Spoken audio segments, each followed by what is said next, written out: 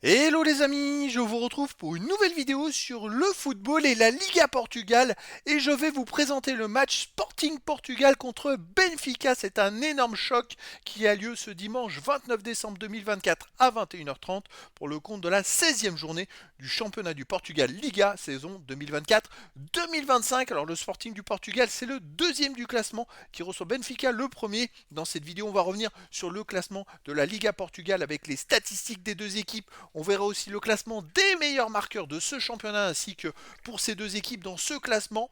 On enchaînera par les 10 derniers résultats, toutes compétitions confondues, et les stats du Sporting du Portugal et de Benfica, ce qui nous permettra d'avoir une idée et une tendance à cette rencontre. Alors au classement, le Sporting Portugal est deuxième avec 37 points en 15 matchs, 12 victoires, 1 nul, de défaites, 43 buts marqués, 10 buts encaissés, plus 33 de différence de but.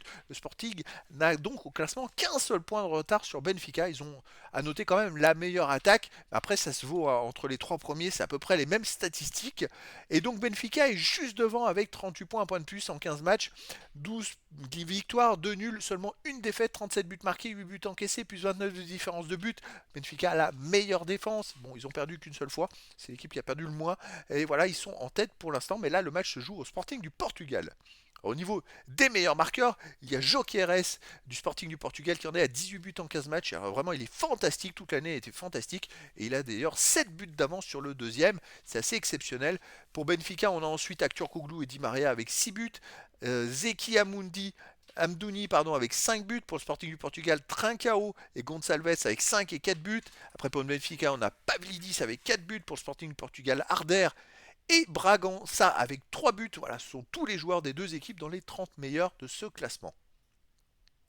Les 10 derniers résultats, toutes compétitions confondues. Sporting du Portugal, c'est 5 victoires, 1 nul, 4 défaites, 22 buts marqués, 16 buts encaissés, puis 6 de différence de but. Alors ils ont connu une période noire où fin novembre et début décembre, ils ont enchaîné 4 défaites d'affilée.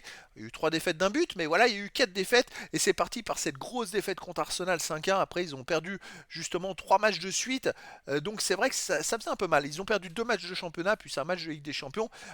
C'était une mauvaise période et je pense que c'est là aussi où ils ont perdu leur première place, parce que d'ailleurs à la dernière journée ils ont fait match nul à JV Vicente 0-0. Ils étaient en tête, je pense, le Sporting du Portugal, et quand on voit Benfica les derniers résultats, Benfica les a rattrapés et est passé devant. Alors le Sporting du Portugal à la maison reste sur une victoire 2-1 contre Santa Clara, une victoire 3-2 contre Boavista, c'est des scores plutôt serrés, une défaite contre Santa Clara 1-0 en Liga Portugal. Vous voyez, ils les ont battus difficilement, ils avaient perdu 1-0 contre eux. Ils ont perdu aussi 5-1 contre Arsenal, ils ont gagné 6-0 contre Amarante, et ils ont gagné aussi 4-1 contre Manchester City. Des résultats un peu plus compliqués sur les derniers temps, parce que c'est vrai qu'ils ont fait 4 défaites, mais ensuite ils ont enchaîné 2 victoires et un nul, mais 2 victoires à domicile de justesse, 2-1 et 3-2. Benfica de son côté sur les 10 derniers matchs, 7 victoires, de nul, une défaite, 23 buts marqués, seulement 5 buts encaissés, plus 18 de différence de but. Ils ne prennent quasiment pas de but. D'ailleurs, sur les 6 derniers matchs, je crois qu'ils ont pris qu'un seul but où ils ont fait un partout à AVS. Tous les autres matchs, ils n'ont pas pris de but, tout simplement, c'est quand même du très solide. Alors à l'extérieur, ils restent sur une victoire 2-0 à National Funchal, sinon ils ont aussi fait un partout à AVS, gagné 2-0 à Arouca, gagné 3-2 à Monaco. Bon, c'était une victoire où ils ont joué à 11 contre 10 pendant une bonne partie du match, ils auraient même pu perdre.